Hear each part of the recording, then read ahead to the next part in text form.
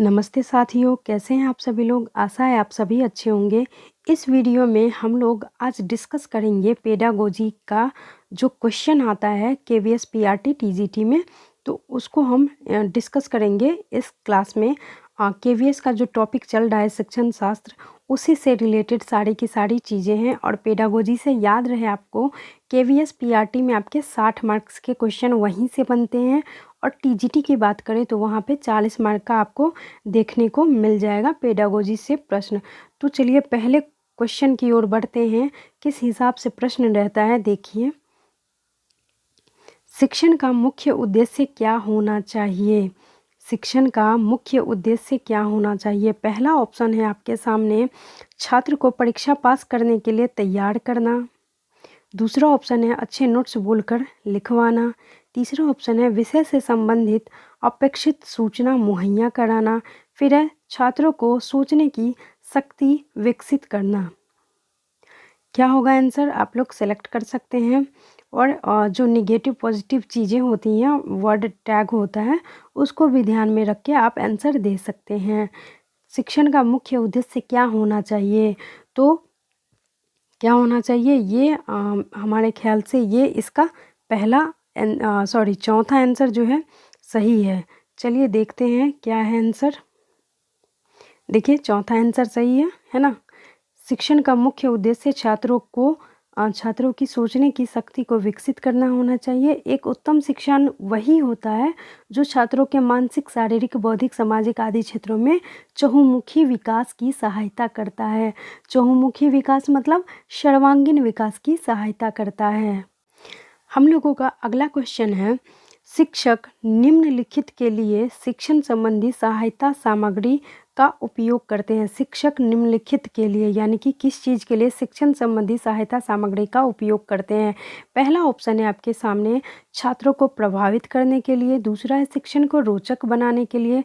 छात्र को एकाग्रचित्त बनाने के लिए। छात्र के समझ स्तर के भीतर शिक्षण रखने के लिए। सोच के बताइए आप लोग क्या होगा इसका आंसर। क्वेश्चन समझिए। देखिए क्वेश्चन को टिक करने से पहले क्वेश्चन को समझ लीजिए, क्योंकि हर क्वेश्चन का आंसर उसके क्वेश्चन में ही छुपा रहता है। तो इस चीज़ को जानिए और इस हिसाब से क्वेश्चन को टिक करना समझिए। आंसर आप लोग सेलेक्ट कर सकते हैं। क्या हो जाएगा हम लोगों का आंसर? क्वेश्चन को ध्यान से पढ़िए कि शिक्षक निम्नलिखित के लिए शिक्षण संबंधी सहायता सामग्री का उपयोग करते हैं, यानी कि क्यों उपयोग करते हैं? छात्रों को प्रभावित करने के लिए, शिक्षण को रोचक बनाने के लिए, छात्र को एकाग्रचित्त बनाने के लिए, या छात्र के समझ स्तर के भीतर शिक्षण को रखने के लिए। तो कहीं ना कहीं ये चौथा जो ऑप्शन है यही सही लग रहा है। चलिए आंसर देख लेते हैं। यही आंसर सही है। इसकी व्याख्या देख लीजिए। शिक्षक शिक्षण संबंधी सहायता सामग्री का उपयोग इसलिए करते हैं ताकि यह विषय वस्तु को सरलता से विद्यार्थी की समझ स्तर के अनुरूप बनाकर उन्हें समझा सके, है ना। जिससे विद्यार्थियों की समझ स्तर से अनुरूप बनाकर उन्हें समझा जा सके, जिससे विद्यार्थी उस विषय से संबंधित विषय वस्तु को दीर्घ समय अवधि के लिए स्मरण रख सके। क्योंकि शिक्षण संबंधित सामग्री मतलब सहायक सामग्री में दृश्य श्रव्य साधनों का प्रयोग किया जाता है, जो शिक्षण अधिगम को विद्यार्थियों के समक्ष प्रत्यक्ष अनुभव उपलब्ध कराती है। इससे छात्र शीघ्र सीखने एवं स्मरण रखते हैं, होता है ना। यानी कि जब कभी भी आप शिक्षण संबंधी आप क्लास ले रहे हैं और शिक्षण संबंधित कुछ भी वस्तुओं का प्रयोग कर रहे हैं और वो प्रत्यक्ष रूप से बच्चों से करवा रहे हैं, तो वो उसका क्या होगा, यानी कि बच्चे जो प्रत्यक्ष रूप से करते हैं तो उसका वो दिमाग में वो ज़्यादा दिन तक, ज़्यादा समय तक स्टोर रख पाते हैं, यानी कि और वो उसके समझने की भी क्षमता वो अधिक हो जाती है। तो वही आंसर होगा, छात्रों के समझ स्तर के भीतर शिक्षण को रखने के लिए। अब अगला क्वेश्चन है हमारा, छात्रों में मेहनत की भावना विकसित करने के लिए एक शिक्षक को क्या करना चाहिए? मान लीजिए आप शिक्षक हैं और छात्रों के मेहनत की भावना को जो स्टूडेंट है वो मेहनत करना सीखे, तो उस भावना को विकसित करने के लिए आप क्या कीजिएगा? तो ऑप्शन है आप लोगों के सामने। पहला है मेहनत करने वाले लोगों का उदाहरण देंगे। या शिक्षक को मेहनत के काम में लगाना चाहिए, यानी शिक्षक को मेहनत के काम में लगाना चाहिए।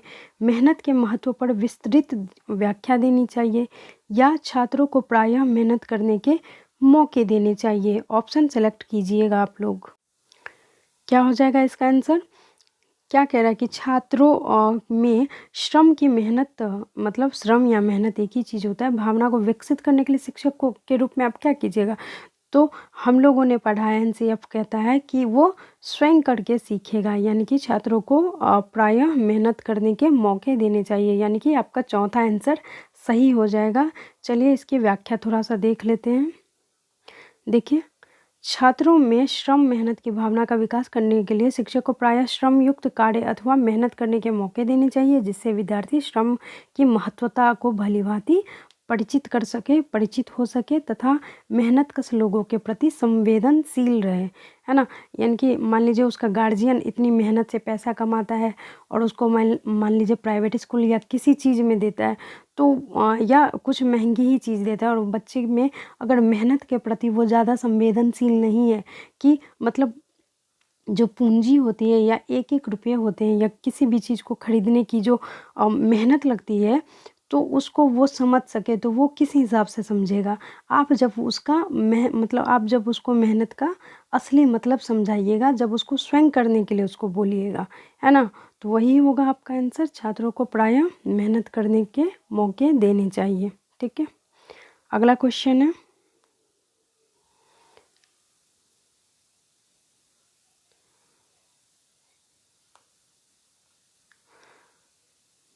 देखिए अगला क्वेश्चन इधर देख लेते हैं।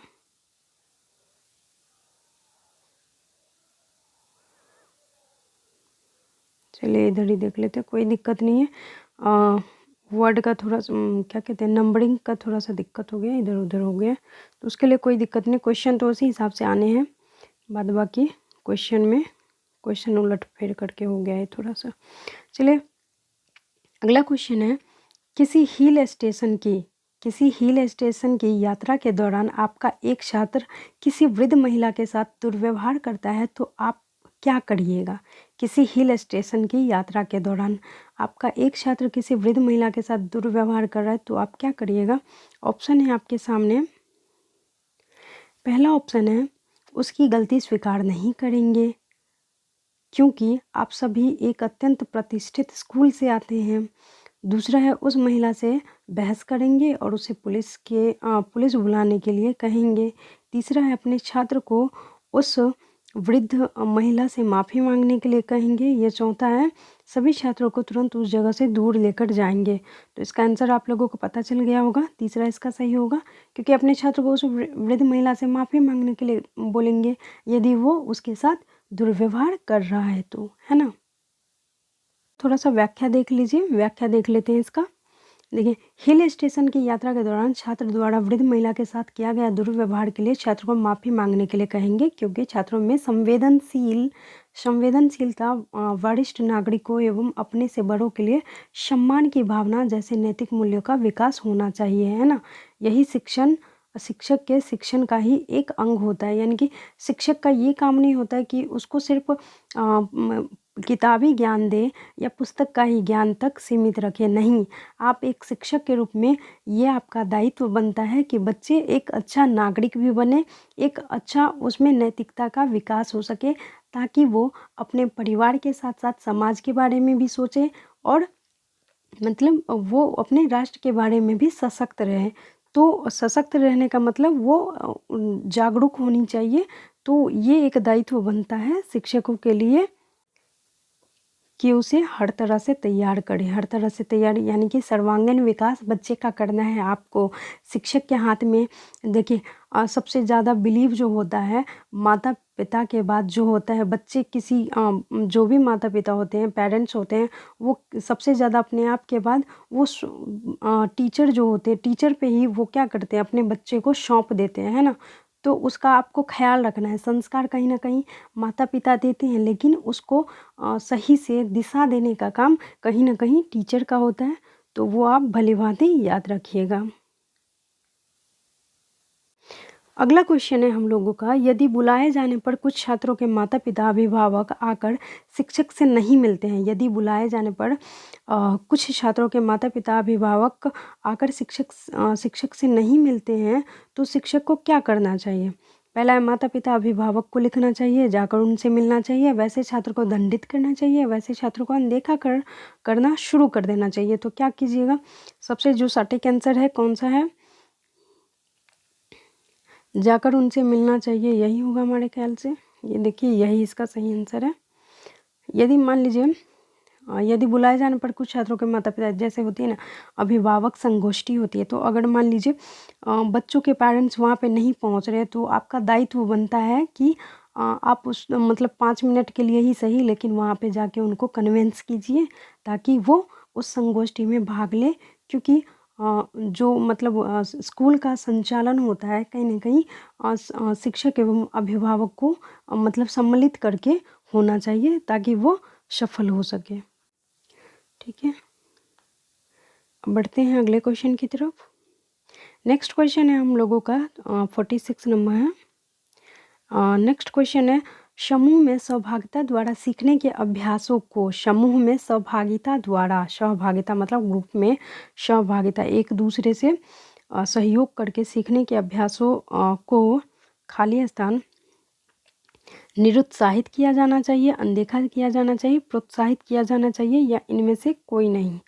तो क्या करना चाहिए हम लोगों को? प्रोत्साहित करना चाहिए। उतना हमको अभी तक तो हार्ड नहीं लगा है केवीएस का पेडागोजी। चलिए देखिए, पेडागोजी से डरना नहीं है, पेडागोजी से लोग पता नहीं क्यों डरते रहते हैं। ये पेडागोजी ना समझने वाली, कॉन्सेप्ट वाली चीज़ें हैं। बच्चों को समझ लीजिए, आपका सीटेट में भी पेडागोजी ऐसे ही बन जाएगा, और केवीएस का भी पेडागोजी देख सकते हैं आप, इतना हार्ड नहीं होता है। इसको अच्छे से डील करिएगा, हो जाएगा।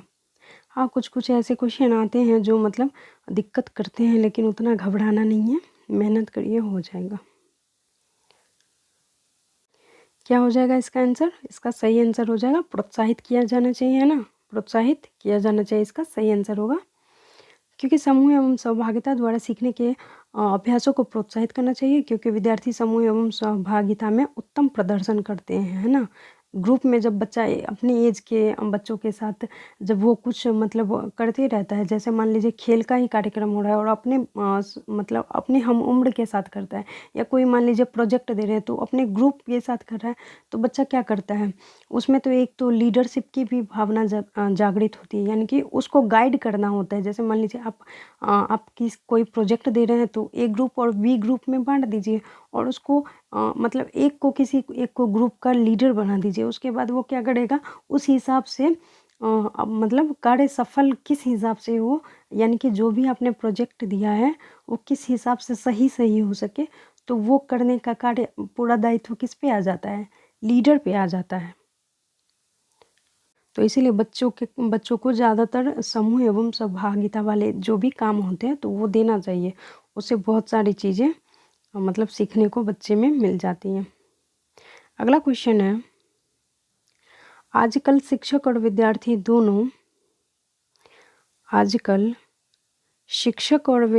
दोनों को कंप्यूटर पर काम करना आवश्यक नहीं है। ये तो गलत हो गया।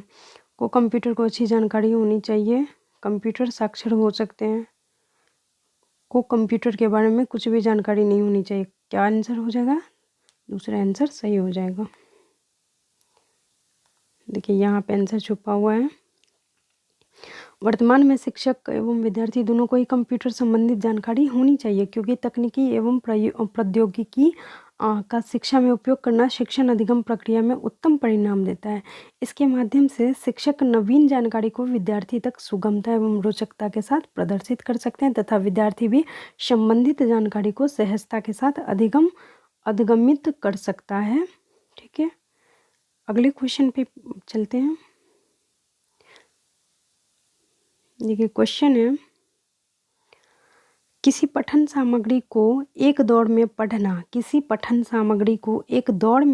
खाली स्थान पढ़ाई के रूप में जाना जाता है। किसी पठन सामग्री को एक दौर में पढ़ना यानी कि एक समय में पढ़ना है, मतलब एक सब्जेक्ट कह लीजिए या एक टॉपिक कह लीजिए, एक समय में एक ही चीज़ पढ़ना है, पढ़ाई के रूप में जाना जाता है, तो ये बंटित ही होगा, क्योंकि उसको क्या करना है कि एक समय में एक चीज़ें करनी है। देखिए ऑप्शन देख लीजिए। देखिए इसका व्याख्या भी यही दिया है कि किसी पठन सामग्री को एक दौर में पढ़ना बंटित अध्ययन के रूप में जाना जाता है। डिस्टर्ब्ड लर्निंग है ना, सॉरी डिस्ट्रीब्यूटेड है, डिस्टर्ब नहीं है, डिस्ट्रीब्यूटेड लर्निंग यानी कि बांटना, बंटित, डिस्ट्रीब्यूटेड मतलब बांटना ही होता है, तो वही है बंटित अध्ययन। तो बंटित अध्ययन का वितरित सीखना जैसे नामों से भी जाना जाता है, वितरित है ना, डिस्ट्रीब्यूट क्या कहते हैं, डिस्ट्रीब्यूट मतलब बांटना होता है, बंटित अध्ययन इसका नाम है। अथवा वितरित शिक्षण अधिगम एक अनुदेशात्मक मॉडल की भांति उपयोग किया जाता है, जिसके अंतर्गत प्रशिक्षक विद्यार्थी एवं सामग्री के पृथक पृथक केंद्रित स्थानों पर स्थित होने की अनुमति प्रदान करता है, जिससे कि अनुदेशन एवं शिक्षण स्थान एवं समय से स्वतंत्र हो सके। बंटित अध्ययन मॉडल का उपयोग पारंपरिक कक्षा आधारित पाठ्यक्रमों तथा दूरस्थ शिक्षा पाठ्यक्रमों के संयोजन के संदर्भ में किया जाता है। ठीक है, अगला क्वेश्चन है, पाठ्यचर्या का निर्माण कार्य माना जाता है। पाठ्यचर्या निर्माण का कार्य माना जाता है। एक ये नेमी कार्य है, एक विशेषज्ञता कार्य नहीं है, ये निगेटिव हो गया, ये नहीं होगा। एक अत्यधिक विशेषज्ञता वाला कार्य है, एक महत्वपूर्ण कार्य है, कार्य नहीं है, सॉरी कार्य नहीं है, एक नेमी कार्य है, ये नहीं होगा, यही इसका आंसर सही होगा। तीसरा, एक अत्यधिक विशेषज्ञता वाला कार्य। पाठ्यचर्या निर्माण यानी कि सिलेबस, बच्चों का कोई भी सिलेबस तैयार करना एक विशेषज्ञ वाला काम हो जाता है ना। देखिए व्याख्या पढ़ लीजिएगा। पाठ्यचर्या का निर्धारण करते समय विद्यार्थी की आयु, मानसिक स्तर एवं पूर्ण रूप से ध्यान रखा जाता है। पाठ्यचर्या विद्यार्थी के शिक्षण का महत्वपूर्ण अंग होती है ना, क्योंकि बच्चे जो विद्यालय में आते हैं तो बच्चे को जो पढ़ाया जाता है वो पाठ्यचर्या के अनुसार ही पढ़ाया जाता है, और बच्चे जो भी क्लास के होते हैं उसकी आयु के अनुसार और उसके क्लास के अनुसार ही बच्चे का पाठ्यचर्या निर्धारित किया जाता है, और यही होना चाहिए। अगला क्वेश्चन है, विद्यार्थियों की प्रशंसा की जानी चाहिए, एकांत में करनी चाहिए, लोगों के बीच में करनी चाहिए, अलग से या व्यक्तिगत रूप से। तो विद्यार्थियों की प्रशंसा क्या करनी चाहिए, लोगों के बीच करनी चाहिए, ताकि बच्चा क्या हो सके, उत्साहित हो सके, है ना। विद्यार्थियों की प्रशंसा एकांत में, व्यक्तिगत रूप में करने की अपेक्षा सभी के बीच करनी चाहिए। इससे विद्यार्थियों का प्रोत्साहन यानी कि वो मोटिवेट होता है ना, और आत्मसम्मान की भावना उसमें भी जागृत हो जाती है। अगला क्वेश्चन है, विद्यार्थियों की समूह सक्रियता से निपटने के क्रम में उनके बारे में निम्न में से कौन सा कथन सही है। विद्यार्थियों की समूह सक्रियता से निपटने के क्रम में उनके बारे में कौन सा क्रम सही है। देखिए, विद्यार्थी अपरिपक्व होते हैं, विद्यार्थी अच्छे या बुरे में अंतर कर पाने में अक्षम होते हैं, विद्यार्थी अधीर और संवेदनशील होते हैं सभी। देखिए, एक तो ये बात याद रखिएगा, जब कभी भी आपके एग्ज़ाम में प्रश्न के ऑप्शन में आपका ये सभी रहे ना, तो आपका क्या 90% मैंने सीटेट का जो प्रीवियस ईयर करवाया था हिंदी का, पेडागोजी का, उसमें भी मैंने बताया था कि आपका जो ये सभी वाले प्रश्न होते हैं, ऑप्शन रहते हैं, वो 90% चांस रहता है आपका सही होगा। तो ऑप्शन एक बार देख लीजिए और उसके अनुसार आप टिक लगा सकते हैं।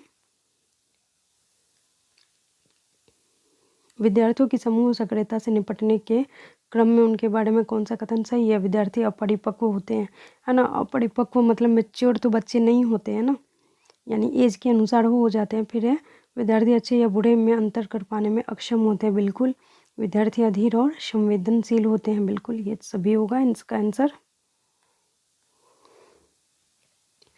अगला क्वेश्चन है, निम्न में से क्या उस खांचे या रेंज को सूचित करता है जिसके भीतर किसी योग्यता या गुण के लिए किसी व्यक्ति के प्रवीणता स्तर का फैसला किया जाता है। उस खांचे या रेंज की को सूचित किया जाता है जिसके भीतर किसी योग्यता के गुण के लिए किसी व्यक्ति की प्रवीणता का स्तर चेक किया जाता है, फैसला लिया जाता है।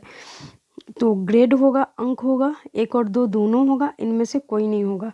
तो जो मैंने ऊपर बताया था ट्रिक, अगर ऐसे ऑप्शन मिले तो यही 100% सही होगा। 90% से 100% आपका सही है। देख लीजिए ऑप्शन में भी आपके है ना, अगर आपका ऑप्शन इस हिसाब से मिले ना, जब कभी भी कोई भी एग्जाम में अगर इस हिसाब से मिले और इस हिसाब से मिले तो 90 से 100% चांस रहता है कि वो सही है। ठीक है, तो ऐसे क्वेश्चन को ध्यान से ऑप्शन थोड़ा सा पढ़ लीजिएगा, बाद बाकी वो सही ही रहता है। अगला क्वेश्चन है, स्कूल पुस्तकालय खाली स्थान एक शैक्षणिक तंत्र है। स्कूल खाली स्थान पुस्तकालय एक शैक्षणिक तंत्र है। अल्प मूल्य, थोड़े महत्व, ज़्यादा मूल्य नहीं, विचारणीय मूल्य। स्कूल पुस्तकालय जो होता है खाली स्थान एक शैक्षणिक तंत्र है, तो विचारणीय का एक शैक्षणिक तंत्र है, यथेष्ट मूल्य होता है ना उसका, है ना। स्कूल पुस्तकालय शिक्षार्थी उन्मुख प्रयोगशालाओं के रूप में प्रयोग करते हैं। इसमें स्कूल पाठ्यक्रम का समर्थन, विस्तार एवं व्यक्तिकरण से संबंधित कार्य होता है। स्कूल पुस्तकालय विद्यार्थियों एवं शिक्षकों तथा अन्य कर्मचारियों के लिए स्कूल के प्रयोग की जाने वाली सभी सामग्रियों के लिए एक केंद्र एवं समन्वय एजेंसी के रूप में कार्य करता है। कौन? पुस्तकालय। तो पुस्तकालय एक विचारणीय यथेष्ट मूल्य होता है। स्कूल पुस्तकालय में पुस्तकें, बाल साहित्य यानी कि बच्चे से रिलेटेड जो भी बुक्स रहते हैं वो तो रहता है, ये बाद बाकी जो भी मतलब मान लीजिए टीचर्स को भी पढ़ना होता है तो वो भी बुक अवेलेबल रहते हैं। ठीक है, अगले क्वेश्चन की तरफ बढ़ते हैं।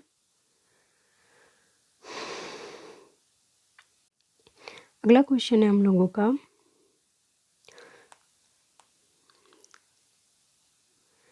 देखिए और एक बात देखिए, ठंड बढ़ रही है या गर्मी हो रही है, ये हो रही है, वो हो रही है, 10 रंग के एक्सक्यूजेज आप लोग देना बंद कीजिए। ठीक है ना। क्योंकि देखिए और एक बात ये, आप लोग क्या करते हैं, काम करते नहीं हैं, मतलब प्रोसेस करते नहीं हैं, लेकिन आपको रिजल्ट चाहिए, तो ऐसे नहीं होगा। अगर आप रिजल्ट चाहते हैं तो आपको क्या करना पड़ेगा, रिजल्ट पर ध्यान नहीं देना है। आपको रिजल्ट पर ध्यान नहीं देना है, तब काम आपका नहीं बनेगा। आपका काम तब बनेगा जब आप क्या करिएगा, उस रिजल्ट को पाने के लिए छोटे छोटे कदम उठाइएगा, और है ना, छोटे छोटे कदम उठाइएगा, तभी कहीं ना कहीं आप उस रिजल्ट को प्राप्त कर सकते हैं। तो जैसे भी तैयारी हो या तो इसीलिए जैसे भी तैयारी कर रहे हैं, कछुए की चाल में ही तैयारी कर रहे हैं, लेकिन करिए। आप 2 घंटा, आप 4 घंटा नहीं पढ़िए, लेकिन 1 घंटा भी पढ़ते हैं तो पढ़िए। ठीक है, क्योंकि देखिए कहा भी जाता है बूंद बूंद से घड़ा बढ़ता है ना। तो एक एक बूंद की कीमत, आपका वो छोटा छोटा स्टेप है जो आप ले रहे हैं हर रोज़। तो रेगुलर क्या कीजिए, हम 4 घंटा नहीं पढ़िए, 5 घंटा नहीं पढ़िए, लेकिन हाँ रेगुलर आप दिमाग में बैठा लीजिए कि हमको आज पढ़ना है। कम से कम 1 घंटा भी दीजिए खुद को पढ़ने के लिए। ठीक है, क्योंकि जो समय को मान लेता है वो अपने आप को जान लेता है ना।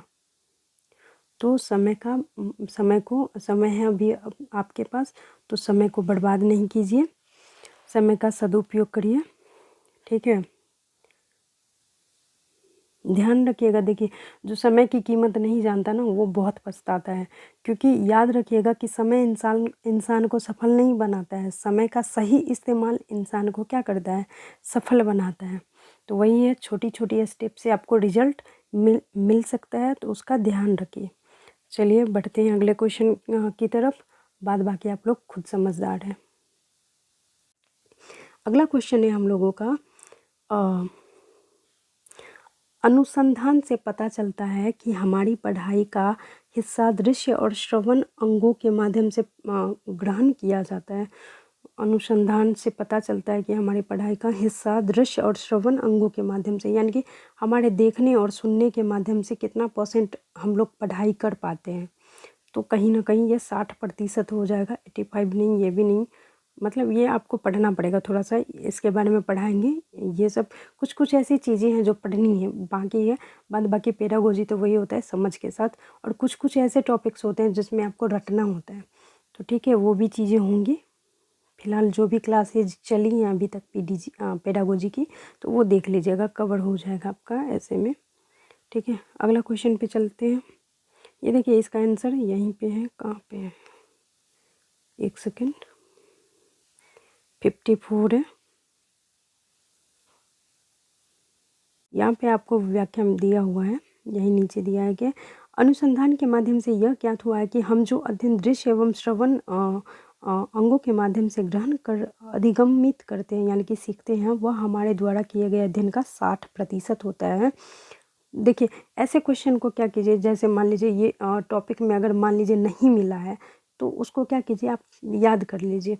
ऐसे है ना, ये रटने वाली चीज़ें, अनुसंधान से पता चलता है कि हमारे पढ़ाई का कितना हिस्सा दृश्य और श्रवण अंगों के माध्यम से ग्रहण किया जाता है, तो 60% किया जाता है, याद रख लीजिएगा। अगला क्वेश्चन है, देखिए ये भी अनुसंधान से रिलेटेड है। हालांकि अनुसंधान से जो भी रिलेटेड है ना वो यूजीसी नेट से पूछते रहता है, तो आप अंदाज़ा लगा सकते हैं कि केवीएस का जो स्टैंडर्ड है वो किस हिसाब का है ना। टीचिंग लाइन में जो केवीएस का एग्ज़ाम होता है वो टफेस्ट एग्ज़ाम के अंतर्गत आता है, तो उसको ध्यान रखिएगा। और देखिए मतलब क्वेश्चन का आप देखिए धीरे धीरे क्या हो रहा है, स्टैंडर्ड हाई हो रहा है। अनुसंधान से पता चलता है खाली स्थान सीखने की प्रक्रिया में एक प्रबल चर है, संभवतः योग्यता से भी ज़्यादा महत्वपूर्ण है। ये देखिए अनुसंधान से पता चलता है, ये सीखने यानी कि अधिगम से रिलेटेड है, तो अधिगम से रिलेटेड है, तो अधिगम से मैंने बताया था अधिगम वाला क्लास जो चला है पेडागोजी का, सीटेट में ये मैंने बताया है, ये केवीएस में अभी नहीं बताया, इसकी डीपली क्लास होगी।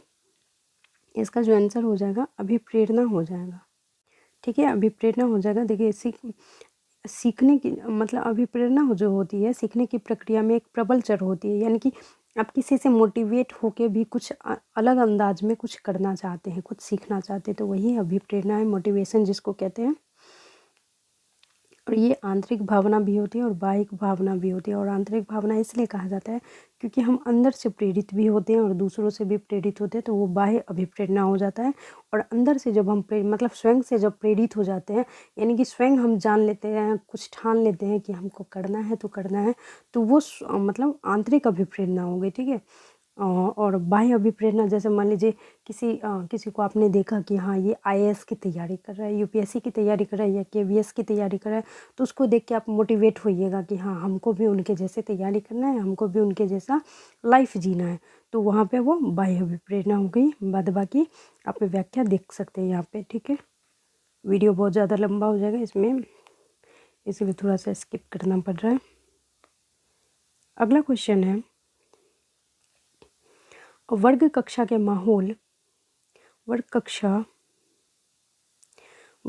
माहौल यानी कि परिवेश में एक सकारात्मक पढ़ाई वातावरण स्थापित और मजबूत करने के शिक्षक के अधिकार को निश्चयात्मक अनुशासन है। एक वर्ग कक्षा के माहौल में सकारात्मक पढ़ाई वातावरण स्थापित और मजबूत करने में एक शिक्षक के अधिकार को निश्चयात्मक अनुशासन बढ़ावा नहीं देता, बढ़ावा देता है, से कुछ लेना देना नहीं है कि ज़रूरत नहीं है, बढ़ावा देता है ना, सकारात्मक पढ़ाई हो और उस हिसाब से मतलब वातावरण उस हिसाब से मजबूत करने के लिए शिक्षक क्या करेंगे, बढ़ावा ही देंगे, उसको रोकेंगे थोड़ी। देखिए इसकी व्याख्या देख लीजिए, देखिए ये तो वही है, ऑप्शन का ही रहता है ये। देखिए यहाँ पे देखिए, निश्चयात्मक अनुशासन आज्ञाकारिता के संदर्भ में एक अनुशासनात्मक उपागम है जो कक्षा प्रबंधक से संबंधित है, इससे निश्चयात्मक अनुशासन कहते हैं, ठीक है। एसर्टिव डिसिप्लिन कहते हैं। उपागम के अंतर्गत कक्षा प्रबंधन से संबंधित कर ली एंड मर्लिन कैंटर ने प्रतिपादित किया था, यानी कि ये जो है निश्चयात्मक अनुशासन उपागम जो है वो इन्होंने दिया है, ली एंड कर्लेन कैंटर ने दिया है। इसमें क्या बताया गया है कि शिक्षा का पूर्ण अनुशासन उपागम के नाम से भी ये जाना जाता है, जिसमें कक्षा पूर्ण रूप से शिक्षक के नियंत्रण में रहता है तथा यह नियंत्रण सकारात्मक अर्थ में होता है, ठीक है। अगला क्वेश्चन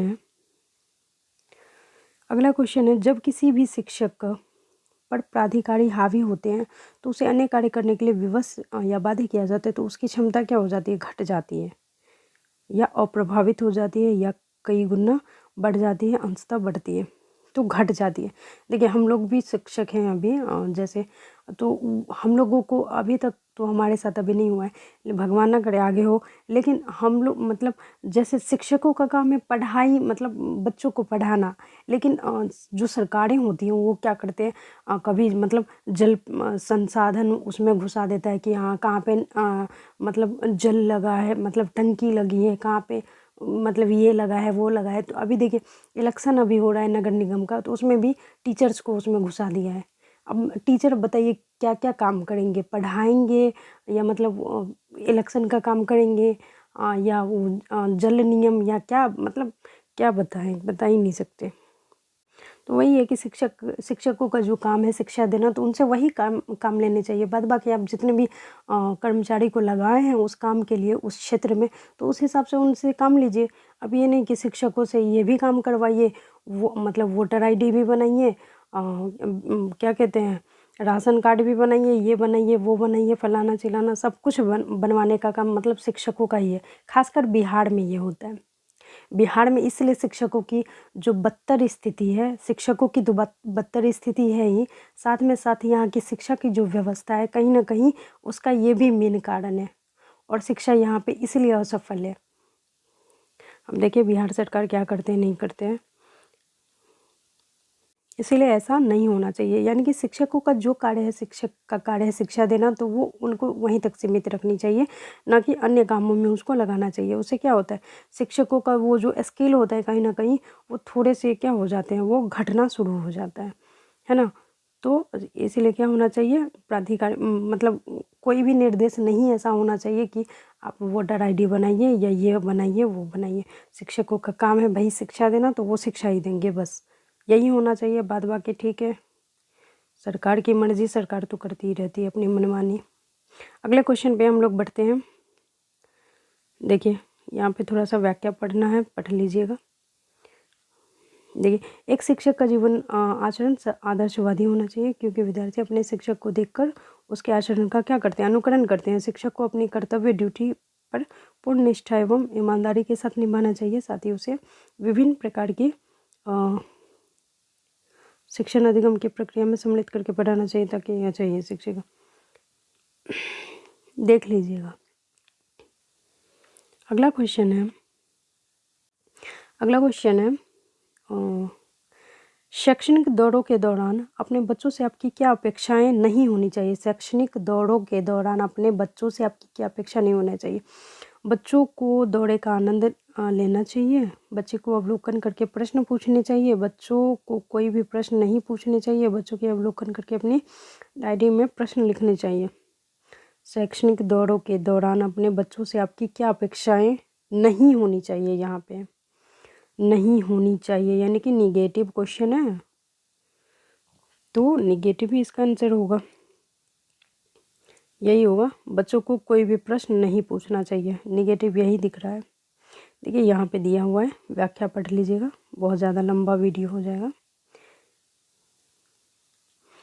देखिए आपकी राय में छात्रों को प्रेरित करने के लिए सर्वोत्तम साधन क्या है। आपकी राय में छात्रों को प्रेरित करने के लिए सर्वोत्तम साधन क्या है। तो दृश्य श्रव्य सहायक सामग्री का प्रयोग, पाठ को सबसे रोचक बनाना, छात्रों को सहयोग लेना, छात्रों के माता पिता से नियमित रूप से मिलना। क्या होना चाहिए सही आंसर। तो सबसे जो ज़रूरी है इसमें छात्रों का सहयोग होना चाहिए, लेना चाहिए छात्रों को प्रेरित करने के लिए, ठीक है, यही इसका सही आंसर हो जाएगा। ये व्याख्या देख लीजिएगा। व्याख्या देखिए एक अच्छी उपलब्धि जांच एक अभिलक्षण निम्न में से क्या नहीं है। एक अच्छी उपलब्धि जांच का एक अभिलक्षण निम्न में से क्या नहीं है, यानी कि अभिलक्षण मतलब गुण नहीं है एक अच्छी उपलब्धि जांच का।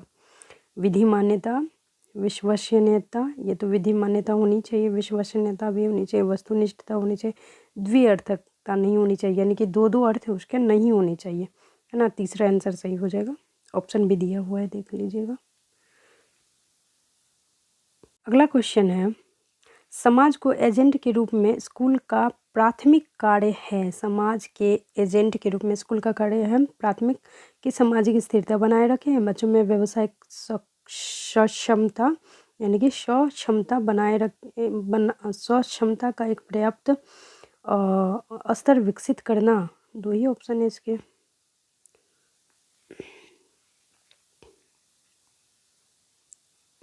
नेक्स्ट ऑप्शन है, यहाँ पे दिया है कि बच्चों को जीवन के लिए तैयार करना, बच्चों को अपने परिवेश को समझने में मदद करना। क्वेश्चन क्या था कि समाज को एक एजेंट के रूप में स्कूल का प्राथमिक कार्य है सामाजिक स्थिरता बनाए रखना, बच्चे में व्यावसायिक सोच क्षमता का एक पर्याप्त स्तर विकसित करना। ये देखिए ऑप्शन है सामने में, ये चौथा हो जाएगा, सही आंसर हो जाएगा आप लोगों का, बच्चों को अपने परिवेश को समझने में मदद लेना। अब क्यों लेना है देखिए, ये व्याख्या थोड़ा पढ़ लीजिएगा। देखिए जिस क्वेश्चन का ऑप्शन आपको समझ में नहीं आए, या मतलब जो भी मैं टिक कर रही हूँ उसका ऑप्शन समझ में नहीं आए, तो व्याख्या सामने में है, डिटेल में दिया हुआ है, वो देख सकते हैं। देखिए समाज के एक एजेंट के रूप में स्कूल का प्राथमिक कार्य है बच्चों को अपने परिवेश को समझने में सहायता प्रदान करना, है ना। ये बात बाकी यहाँ पे पढ़ लीजिएगा डिटेल में जिनको ज़रूरत है। अगला क्वेश्चन है, कौन सा गुण एक शिक्षक के लिए सबसे अनिवार्य माना जाता है? उसे विषय का विशेषज्ञ होना चाहिए, उसे एक विद्वान व्यक्ति होना चाहिए, उसे अनिवार्य रूप से अच्छे पहनावे वाला व्यक्ति होना चाहिए, उसे भरपूर धैर्य होना चाहिए। देखिए जब कभी भी आप शिक्षक बन रहे हैं ना, तो सबसे ज़्यादा पेशेंस की ज़रूरत है, आपको धैर्य की ज़रूरत है, संयम की ज़रूरत है, ठीक है। क्योंकि देखिए आप घर में जो मान लीजिए घर में अगर आपके एक बच्चे हैं या 2 बच्चे, तो उसको संभालने में आपको कितनी दिक्कतें होती रहती है ना। लेकिन स्कूल में जब जाइएगा आपको तो 200 400 500 ऐसे करके बच्चे मिलेंगे, है ना। तो वहाँ पे आपको सभी को डिसिप्लिन में रखना है, संभालना है, संस्कार देना है, शिक्षा देना है। तो कहीं ना कहीं आपको पेशेंस की बहुत ज़्यादा आवश्यकता पड़ने वाली है। तो पेशेंस रखिए, अभी से स्टार्ट कर दीजिए। अगला क्वेश्चन है,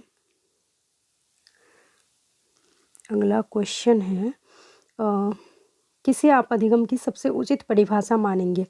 समस्याएं हल करना, विशिष्ट हुनर का विकास करना, आचरण संबंधी प्रवृत्ति में सुधार, इनमें से कोई नहीं। आप अधिगम की सबसे उचित परिभाषा मानेंगे अधिगम की, तो आचरण संबंधी प्रवृत्ति में सुधार हम अधिगम की सबसे अधिक मतलब विशिष्ट परिभाषा मानेंगे। ऑप्शन देख लीजिएगा आप लोग, व्याख्या देख लीजिएगा, ठीक है। अगला क्वेश्चन है, शिक्षा का मुख्य उद्देश्य होता है व्यक्ति के खाली स्थान का विकास करना। शिक्षा का क्या मुख्य उद्देश्य होता है? व्यक्तित्व का विकास करना होता है। क्या शिक्षा का मतलब सिर्फ ज्ञान देना होता है? शरीर का विकास करना होता है, या बुद्धिमत्ता का, या व्यक्तित्व का, संपूर्ण व्यक्तित्व का विकास करना होता है शिक्षा का मतलब। अब कोई व्यक्ति एक प्रभावकारी तरीके से एक हुनर कैसे सीख सकता है? कैसे सीख सकता है? अवलोकन करके, सुनकर, खुद करके, पढ़कर। खुद करके ही सीख सकता है। देखिए यहाँ पे ऑप्शन है इसका दिया है, सही आंसर 4 होगा सही आंसर। अगला क्वेश्चन है, विकासशील देशों के लिए ICT में वैसे बच्चों के लिए शिक्षा अनुभव को बढ़ावा देने की संभावना है। क्वेश्चन क्या है, थोड़ा सा ध्यान से पढ़िए। ICT में वैसे बच्चों के लिए शिक्षा अनुभव को बढ़ावा देने की संभावना है। ICT है ना, जो ग्रामीण और दूर दराज के स्थानों में रहते हैं, जिनकी सीखने संबंधी विशेष आवश्यकता होती है, जो शारीरिक रूप से अक्षम होते हैं, सभी, ये सभी हो जाएगा। चौथा ऑप्शन इसका सही हो जाएगा। अगला है, भारत में शिक्षा से विभिन्न स्तरों के लिए गुणवत्तापूर्ण डिजिटल विषय सूची तैयार करने के लिए भारत सरकार की गई पहल में शामिल है। तो कौन कौन सा शामिल है देख लीजिए। ऑप्शन समझ गए होंगे, ऑप्शन मिल गया होगा आपको, तो देखिए ऑप्शन सामने में तभी समझ गए होंगे। इसमें विभिन्न स्तरों के लिए गुणवत्ता डिजिटल विषय सूची तैयार करने के लिए भारत सरकार की गई पहल शामिल है। तो भारत सरकार का साक्षरता पोर्टल, प्रौद्योगिकी के बल पर बेहतर सीखने संबंधी राष्ट्रीय कार्यक्रम, सीखने और ऑनलाइन सीखने के लिए मल्टीमीडिया शैक्षणिक, ये सभी दिया है, सभी ही सही होगा। बाद बाकी व्याख्या देख लीजिएगा, कोई डाउट हो तो। अगला क्वेश्चन है, स्कूलों में शिक्षा सूचना एवं संचार प्रौद्योगिकी शिक्षकों को खाली स्थान मुहैया कराते हुए उन्हें अपने प्रचलन का रूपांतरण करने का अवसर प्रदान करती है। इसमें भी ये सभी है, तो वही होगा, देख लीजिएगा ऑप्शन। ठीक है। अगला क्वेश्चन है, भारत सरकार की कंप्यूटर आधारित अधिगम प्रक्रिया के माध्यम से छात्रों को सिखाने के लिए ICT स्कूल योजना वर्ष कब शुरू किया गया था? कब शुरू किया गया था? ऑप्शन देखिए, पहला है 2001, 2003, 2004, 2006। ये जो योजना आई थी ये 2004 में आई थी, इसको याद रख लीजिएगा। भारत सरकार की कंप्यूटर आधारित अधिगम प्रक्रिया के माध्यम से छात्रों को सिखाने के लिए ICT स्कूल योजना 2004 में आई थी। इसका व्याख्या देखिए कहाँ पे है, यहाँ पे है 2000 तीसरा ऑप्शन है ना, 2004। अगला क्वेश्चन है अगला क्वेश्चन है कहाँ भाग 6 से 14 वर्ष के बीच में आयु के बच्चों को एक मौलिक अधिकार के रूप में मुफ्त और अनिवार्य शिक्षा देने के उद्देश्य से सर्व शिक्षा अभियान वर्ष कितने ईस्वी में चलाया गया था? तो याद होना चाहिए आपको, 2001 ईस्वी में चलाया गया था। सर्व शिक्षा अभियान पे वीडियो भी बनी हुई है, नहीं देखे हैं तो ज़रूर देख लें, फायदेमंद होगा आपके लिए। फिर है स्तरीय गुणवत्ता शिक्षक शिक्षा के लिए पाठ्यक्रम ढांचा राष्ट्रीय अध्यापक शिक्षा परिषद द्वारा वर्ष कितने ईस्वी में निकाला गया था? तो ये भी 1996 ईस्वी में निकाला गया था। ठीक है, राष्ट्रीय अध्यापक शिक्षा परिषद ये 1996 ईस्वी में ये लागू हो गया था। अगला क्वेश्चन है, भारत सरकार ने बच्चों के लिए मुफ्त एवं अनिवार्य शिक्षा अधिनियम कब, ये देखिए इस पे और इसमें कंफ्यूज नहीं होइएगा। भारत सरकार ने मुफ्त एवं अनिवार्य शिक्षा ये 2009 में आया था, और ये यहाँ पे जो ऑप्शन है ये 6 से 14 वर्ष के बच्चों के लिए। ठीक है, तो उसको याद रखिएगा, थोड़ा सा डिफरेंस है, तो ये नहीं कि एक में ही मिला दीजिएगा।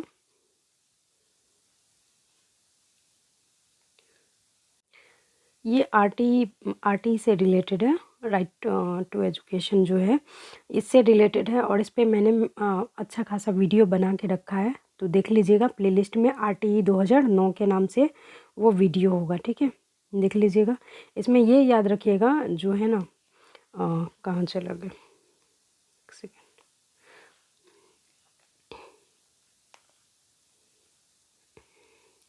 ये 2009 में तो लागू हुआ था, साथ में इसमें ये याद रखिएगा कि 6 से 14 वर्ष के बच्चों को अनिवार्य रूप से शिक्षा देने का उत्तरदायित्व था, और बच्चों का अधिकार इसमें मतलब ये 21 कौन से ये पूछते रहता है कि शिक्षा के कौन से अनुच्छेद में ये सम्मिलित है, तो अनुच्छेद 21A में सम्मिलित है। ठीक है, 21A में सम्मिलित है कि जो भी 6 से 14 वर्ष के बच्चे हैं उनको मुफ्त एवं अनिवार्य शिक्षा दी जाएगी। कन्फ्यूज नहीं होइएगा, यहाँ पे देखिए 6 से 14 वर्ष के बीच आयु के बच्चे को एक मौलिक अधिकार के रूप में मुफ्त एवं अनिवार्य शिक्षा, यानी ये पहले आई थी 6 से 14 वर्ष की, ये 2001 में आई थी। ठीक है, और इसमें अनिवार्य शिक्षा के साथ साथ मुफ्त शिक्षा दिया गया, और ये इसका संशोधन हुआ था। ठीक है, इसका संशोधन हुआ था जिसमें 21A के तहत बच्चों को 6 से 14 वर्ष जो भी बच्चे हैं तो वो 2009 में संशोधित होकर ये लागू हो गया था, और मतलब सरकार ने ये फैसला किया था कि 6 से 14 वर्ष के जो भी बच्चे हैं उनको 100% अनिवार्य रूप से शिक्षा दी जाएगी, वो भी बिना किसी पैसे के, यानी कि निःशुल्क शिक्षा दी जाएगी। ये याद रखिएगा, 21A के तहत ये सम्मिलित है। अगला क्वेश्चन है, एक शिक्षक को सफल माना जाता है यदि वह छात्रों को विषय की जानकारी देता है, विषय वस्तु को सुव्यवस्थित तरीके से प्रस्तुत करता है, छात्रों की परीक्षाएं पास करने के लिए तैयार करता है, छात्रों को स्वास्थ्य के प्रति सचेत करता है। तो क्या हो जाएगा आंसर? विषय वस्तु को सुव्यवस्थित तरीके से प्रस्तुत करते हैं। अगला क्वेश्चन है, शिक्षण के प्रति अति सक्रिय रवैये का अर्थ क्या होता है? गतिविधियों के माध्यम से सीखना, सशक्त और प्रभावकारी सीखना, यही हो जाएगा इसका आंसर। अगला क्वेश्चन है, कौन सा महत्वपूर्ण शिक्षण की प्रभावकारिता पर निर्भर करती है? विद्यालय की संरचना, शिक्षक को विषय की समझ, शिक्षक की योग्यता, शिक्षक के लिए शिक्षक को विषय की समझ होनी चाहिए तभी तो वो शिक्षक बनेंगे, है ना। तो ये दोस्तों महत्वपूर्ण प्रश्न थे कुछ, जो आपके TGT पेडागोजी की बात करें या KVS पेडागोजी, कहीं किसी भी एग्ज़ाम की पेडागोजी की बात करें तो इसी हिसाब से पेडागोजी में प्रश्न बनते हैं। तो हम लोगों ने कुछ प्रश्न यहाँ पे देखा। चलिए मिलते हैं अगले वीडियो में, तब तक के लिए आप लोग थोड़ा ही सही लेकिन कछुए की चाल में ही सही लेकिन पढ़ाई करिए, ठीक है, क्योंकि मतलब देखिए, और एक बात ये याद रखिएगा कि अपने कदम की काबिलियत पर विश्वास रखिए, ठीक है? आप अपनी कदम की काबिलियत पर विश्वास रखिए, आपका मंजिल ज़रूर मिलेगा। और वो भी हम ये नहीं कहते, हम बार बार रिपीट करें कि 2 घंटा 4 घंटा पढ़ने के लिए, 1 घंटा ही पढ़ते हैं लेकिन मन से पढ़िए, ठीक है? चलिए मिलते हैं अगले वीडियो में, तब तक के लिए धन्यवाद। मेहनत करते रहिए, मेहनत ज़रूर रंग लाएगी।